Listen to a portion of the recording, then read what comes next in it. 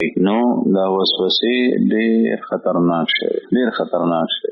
رسول الله صلی الله علیه وسلم د دې علاج خولې دی. علاج څه دی؟ بس په دې باندې عمل مکو او باسه په هر طریقه چې اعوذ بالله من الشیطان الرجیم وایا او باسه، لا حول ولا قوه الا بالله وایا او باسه. کوم مجلس کې چې وسوسې درځي هغه مجلس پرېدا او باسه، هغه زین تخته او باسه.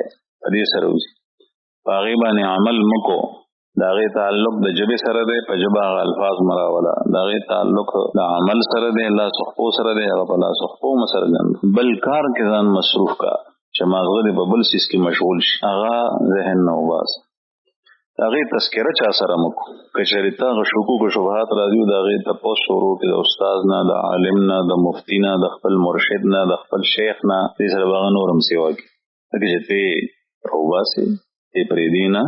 دا غي د اصلاح غټه ذریعہ ده چې د وسوسو بیمار شي تاسو او د وسوسو د ختمېدو لپاره رسول الله صلی الله علیه وسلم مکلکل شیطان دا وی چې ته مؤمن پاتې نه شې لاړې، بس شیطان واړین دا اول سړی ته د ګناه دعوت ورکړي چې دا او کله مونږ څه چلو شو، دا او کدا او کښه او کی بیا په اخر کې ته دا څه غټه ګناه کې بیا ته مؤمن پاتې نشې.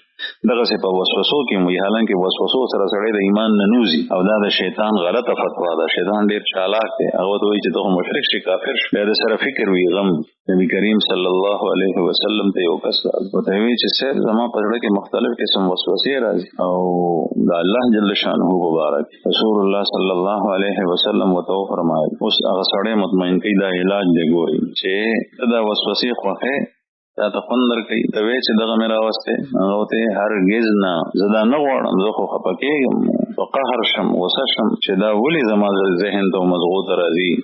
رسول الله صلی الله علیه وسلم وته فرمایي ذاک هو الایمان او کما قال علیه السلام. بعض روایتو کې دي ذاک صریح الایمان، دا ښکاره ایمان دی چې دنه په زړه کې د ایمان ستنو وسوسه نه خو خینی بری. بس مؤمن علاج دا دی چې هغې ته به خپه کېږي نه، چې خفه شوې وته او زه خو تباش دا وسوسه مې درته اوس ته پوسونه دي، سوالونه دي، دې سره هغه بیماري سیوا شي.